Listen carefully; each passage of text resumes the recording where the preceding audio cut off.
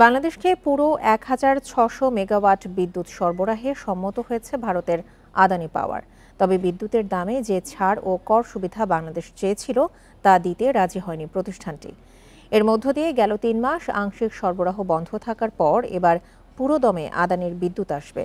বিদ্যুৎ সরবরাহের বিষয়ে রাজি হলেও আদানি পাওয়ার বাংলাদেশের অন্যান্য অনুরোধ মানতে রাজি হয়নি, অর্থাৎ মূল্য ও কর ছাড় দিতে রাজি নয় কোম্পানিটি। গত মঙ্গলবার আদানি পাওয়ারের সঙ্গে ভার্চুয়াল বৈঠক করে বিপিডিবি। বিল পরিশোধে দেরি হওয়ায় গত ৩১শে অক্টোবর বাংলাদেশে বিদ্যুৎ সরবরাহ অর্ধেক কমিয়ে দিয়েছিল আদানি পাওয়ার।